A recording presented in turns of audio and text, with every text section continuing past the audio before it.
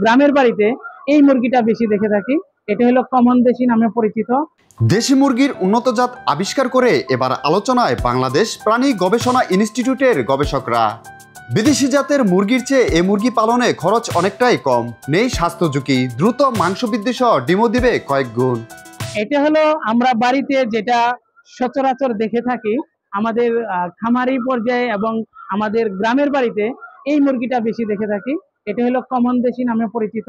এটা dual purpose এবং বিশেষ করে আমরা ডিমের জন্যই এটা রেয়ার করে থাকি, পালন করে থাকি। এটা আমাদের এখানে 13তম জেনারেশন চলছে। এটা দেশি মুরগি নামে পরিচিত বা এনডি নামে পরিচিত। জানা যায় দেশের বিভিন্ন এলাকা থেকে দেশি জাতের মুরগির ডিম এবং জাত সংগ্রহ করেন তারা। তারপর কিভাবে ওই মুরগির দৈহিক বৃদ্ধি এবং অধিক ডিম পাওয়া যাবে এ নিয়ে শুরু করেন গবেষণা। গবেষকদের অক্লান্ত চেষ্টায় অবশেষে সাফল্যের মুখ দেখেছেন তারা।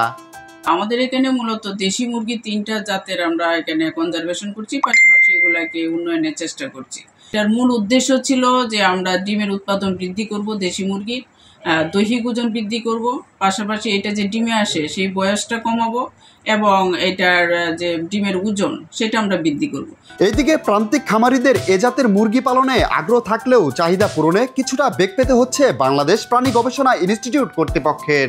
আমাদের দেশের মতো আবহাওয়া আছে এবং গরম আবহাওয়া, সেই দেশে এই ধরনের মুরগি পাওয়া যায়।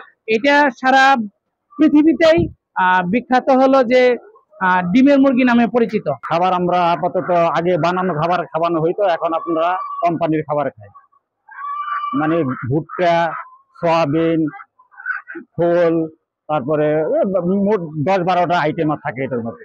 দেশের বৃহৎ জনগোষ্ঠীর মাংস এবং ডিমের চাহিদা পূরণ করবে উদ্ভিদ এ জাতের মুরগি, এমনটি প্রত্যাশা গবেষকদের।